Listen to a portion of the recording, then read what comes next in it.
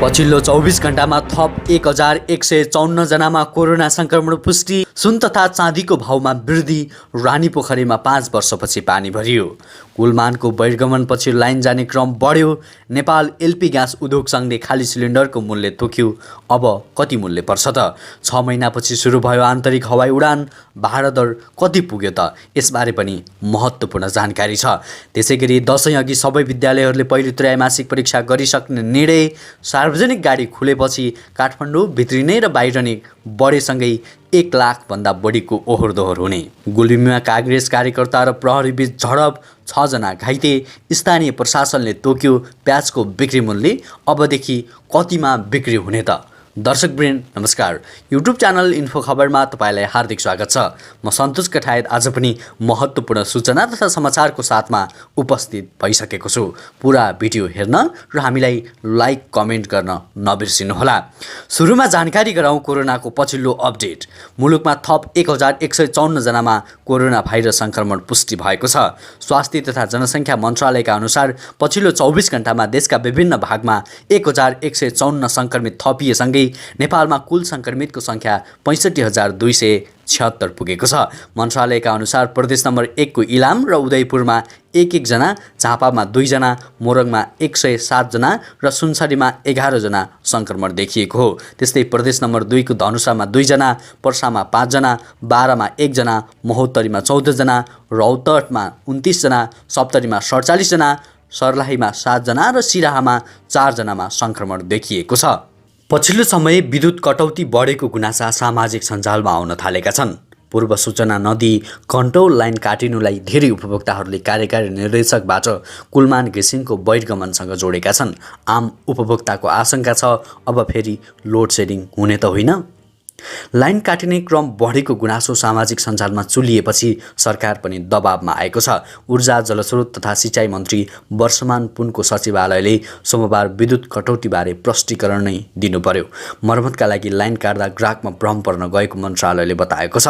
भदौ 28 गते कुलमान घिसिङको कार्यकाल सकिएसँगै लाइन जाने क्रम बढेकाले पनि आशंकाहरू व्यक्त भएका छन्। घिसिङलाई औपचारिक विदाई गरेको भदौ 31 गते विद्युत वितरण प्रणाली सबभन्दा धेरै अवरुद्ध भएको थियो। 630 मेगावाट आवर इनर्जी विद्युत आपूर्तिमा अवरोध भएको त्यो दिन 24,612 मेगावाट आवर माग थियो। खपत भने 23,982 मेगावाट आवर मात्र भयो। 6,30,000 युनिट बिजुली माग भएर पनि वितरण हुन सकेन। अविरल वर्षा, बाढी पहिरो र हावाहुरीका कारण वितरण लाइनमा विभिन्न अवरोध हुँदा माग अनुसार बिजुली पुग्दैन। तर पछिल्ला दिनमा त्यति धेरै मौसमी समस्या छैन। तर भदौ 31 पछिका दिनहरूमा पनि विभिन्न स्थानमा प्राधिकरण कारणले विद्युत कटौती भइरहेको छ। यसकारण गुनासो चुलिएको मन्त्रालयको आकलन छ।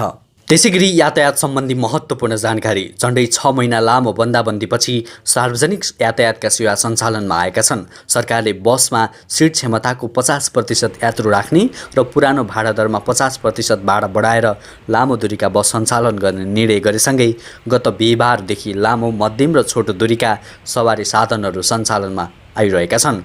सडकमा सार्वजनिक सवारीका साधन गुड्न थालेसँगै बजारमा चहल पहल बढेको छ। त्यति मात्र होइन, दशैं तिहार लगायतका चाडपर्व नजिकिँदै गर्दा काठमाडौँ उपत्यकाबाट बाहिरिनेको सङ्ख्या पनि बढिरहेको छ। लामो समयको बन्दाबन्दीका कारण जीविकोपार्जनमा समेत कठिनाइ भइरहेकाहरू अहिले सामान कुम्लो पारेर गाउँघर फर्किरहेका छन्। काठमाडौँको नयाँ बस पार्क, पुरानो बस पार्क लगायतका स्थानमा घर फर्कनका लागि टिकट काट्नेहरूको घुइँचो नै छ। सवारी साधन सञ्चालनमा आएको 4 दिनमा 14,229 वटा निजी तथा सार्वजनिक सवारी साधन काठमाडौँ भित्रिएको महानगरीय ट्राफिक प्रहरी महाशाखाले जनाएको छ।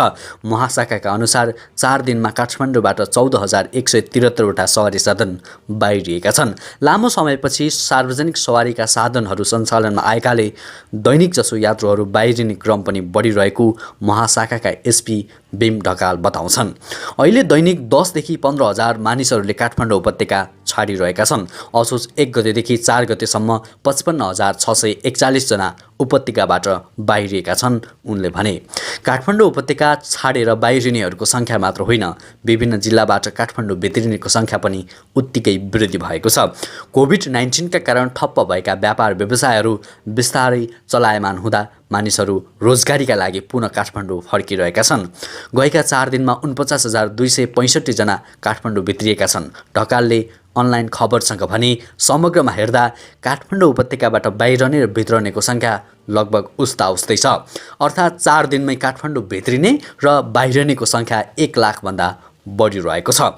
यातायात व्यवसायीले भने सबै सिटमा यात्रु राखेर यातायात सञ्चालन गर्ने चेतावनी दिएका छन्। सरकारले एयरलाइन्समा भौतिक दूरी कायम गरेर पूर्ण क्षमतामा जहाज उडाउन पाउने निर्णय गरेर विभेदकारी नीति लिएको भन्दै यातायात व्यवसायी रुष्ट भएका हुन्। जहाजमा पुरा सिटमा मान्छे राख्न दिएर सरकारले सार्वजनिक बसमा विभेदकारी नीति ल्याएको यातायात व्यवसायी राष्ट्रिय महासङ्घले जनाएको छ। सरकारले वैकल्पिक सिकाइलाई समेत शैक्षिक सत्रमा गणना गर्ने गरी पाठ्यक्रम समायोजन ढाँचा गरेपछि विद्यालयहरू उत्साहित बनेका छन्। यसका साथै अभिभावक र विद्यार्थी पनि अनलाइन कक्षाप्रति सकारात्मक बनेका छन्। वैकल्पिक सिकाइलाई समेत शैक्षिक सत्रसँग जोडिने कानुनी आधार पाएपछि असोज महिनाको अन्तसम्ममा सबै विद्यालयले पहिलो त्रैमासिक परीक्षा लिने तयसम्म गरेका छन्।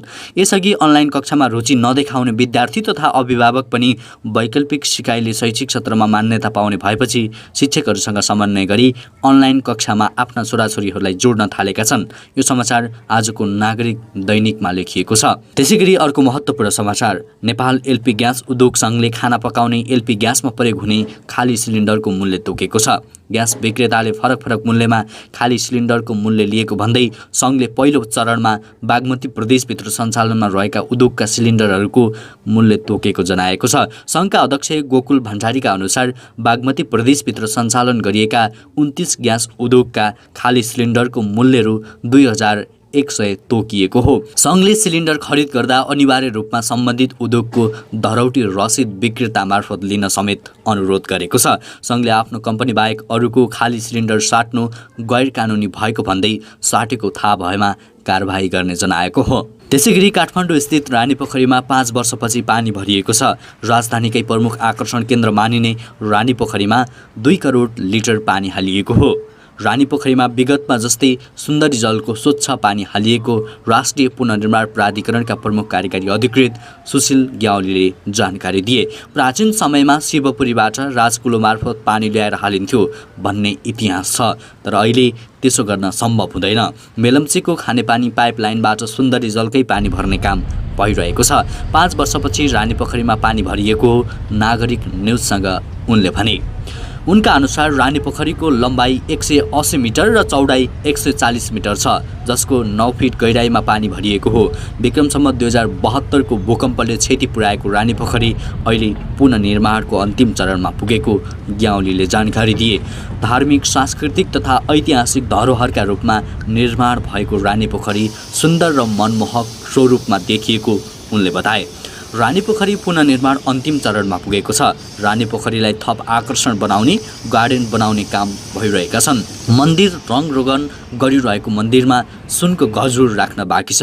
रानीपोखरीलाई पूर्ण रूपले तयारी भइरहेको छ उहाँले भन्नुभयो। बालगोपालेश्वर मन्दिर प्रताप मल्लका पालामा बनेको शैलीमा बनाइएको छ। रानीपोखरीको स्वरूप, प्रविधि र संरचना पनि प्राचीन कालकै रहेको उनले बताए।